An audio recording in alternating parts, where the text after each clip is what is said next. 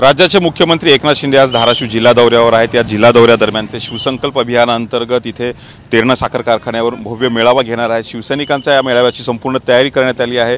मंत्री तानाजी सावंत यांच्या नेतृत्वाखाली हा मेळावा होत आहे आणि या मेळाव्याच्या ठिकाणी जे आहे धनंजय सावंत यांच्या भावी खासदार असे बॅनर लावलेले आहेत। शिवसेनेच्या या गटाने जो आहे तो लोकसभेवर दावा केलेला आहे। मंत्री तानाजी सावंत यांनी या जागेवर दावा केलेला आहे। तसं पाहायला गेलं तर परंपरागत शिवसेनेला हा पक्षाला ही जागा सोडण्यात आली होती, त्यामुळे भावी खासदार अशा स्वरूपाचे इथे बॅनर लावण्यात आले आहेत। धनंजय सावंत ते मंत्री तानाजी सावंत यांचे पुतणे असून गेल्या आठवड्याभरामध्ये त्यांच्या धाराशिवमधील परंडा, भूम, कळम या अनेक ठिकाणी बॅनर लावले आहेत। त्याचबरोबर त्यांनी संपर्क कार्यालयाचं उद्घाटन केलेलं आहे आणि उद्घाटनाच्या माध्यमातून जनसंपर्क कार्यालयाच्या माध्यमातून त्यांनी निवडणुकीच्या प्रचाराला सुरुवात केलेली आहे।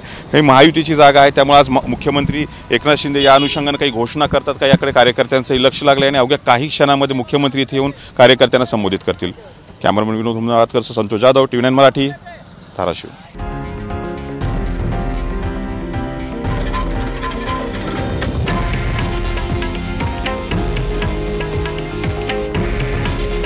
हे आहे देशातील नंबर 1 न्यूज नेटवर्क आणि आपण पाहत आहात TV9 मराठी।